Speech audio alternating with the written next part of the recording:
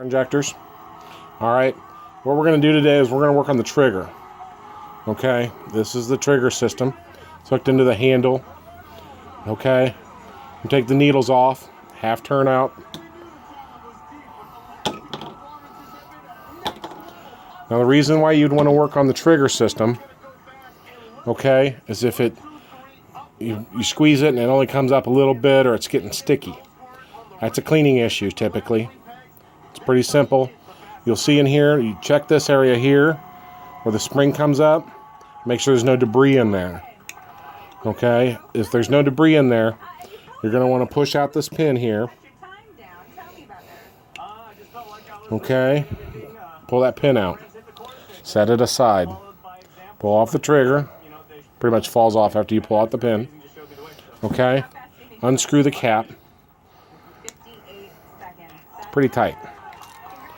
Okay, you have the trigger, cap, and the spring. Set those aside.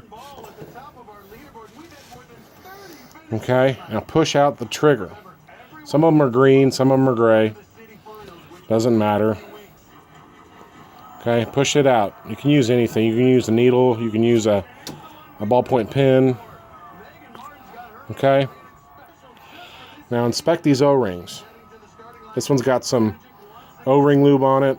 It's going to make it work really well. I'd recommend not having that much on there. Spread it out. This is where your food's going to hit, your injection.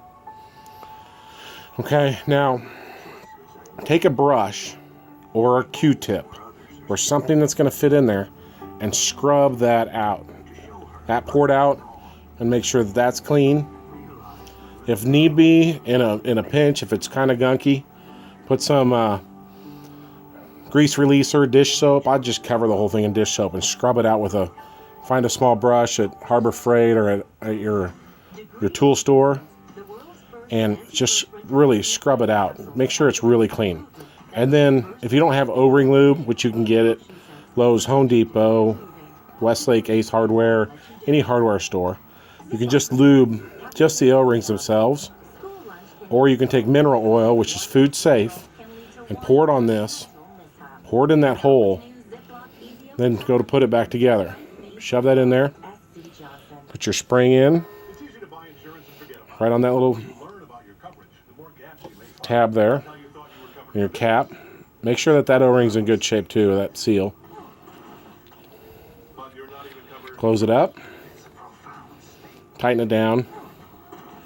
Then check make sure it's smooth. This one works great, it's brand new. Okay. Grab your pin and your trigger. Line up your holes.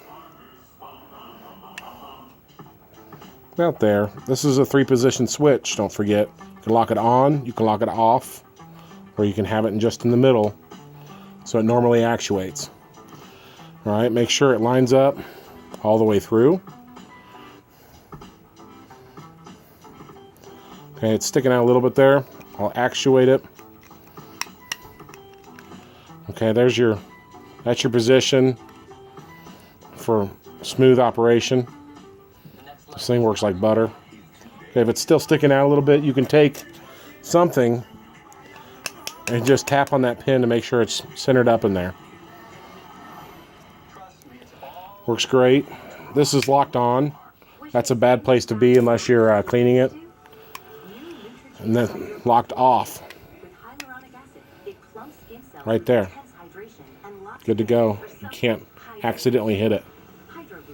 So I typically don't worry about either one of those positions. I leave it in this one. So that's how to maintenance your switch trigger.